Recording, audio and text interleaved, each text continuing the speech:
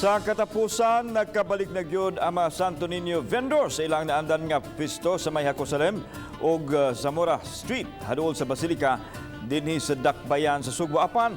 Adunay pipila nga misupak sa gipapirmahan nga kondisyon. Ano yung report? Human sa pipila ka adlaw nga way halin sa temporaryong pwesto dapit sa Maritima Building, nakaginhawa na ang mga vendor sumantuguti nga makabalik sa naandan nga pwesto haduol sa Basilica. Aduna na kunon sila'y pambayad sa ilang mga nautangan ug puhunan ug labaw sa tanan sa ilang adlaw-adlaw nga panginahanglan. Dako ang ilang pasalamat nga nahatagan sila og kahigayunan nga makabalik sa ilang naandan nga pwesto. Gusto din namong ipasalamatan sa atuang prove team kanang si Ma'am Raquel usapod sa nagpa proceed nga maukihan mi mabalik, and then kang konsehal Sapra, thank you kayo sir, ug sa ato ang mayor.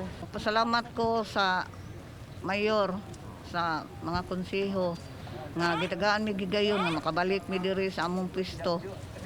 Pero napasalamat sa mi sa GMA 7 sa Balitang Bisdak nga nakatabag intaw napaabot ang among problema dito sa mayor. Magpasalamat jud ko sir nga dako nga makabalik na mi diri sir.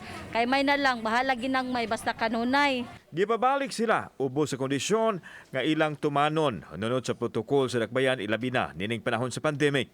Gitagalan usab sila og oras maninda og puli-puli aron dili magpunsisok ang mga tao, dili magdala og mga minor de edad, dili himuong budiga ang pwesto, dili usab mag-repair sa imahin sa ilang tindahan ug ang pagbayad usab sa arkabala. Labaw sa tanan, kung makasupak sa mga lagda pwedeng bakwion sa kagamhanan ang naasoyng pribilehiyo.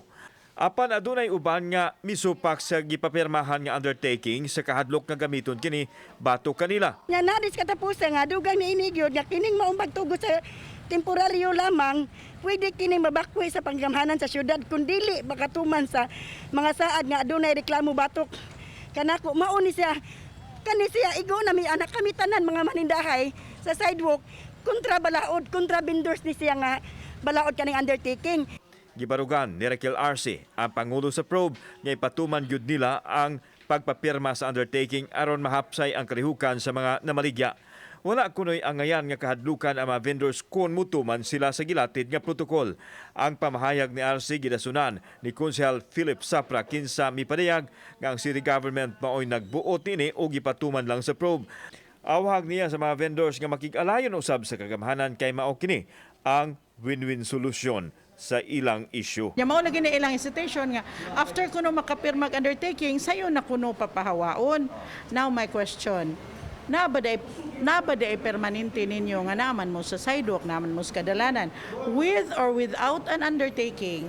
Kung gamito na, kung moingon ang DLG nga kanang Hakosalem ato na gyud ang limpyuhan jud na siya.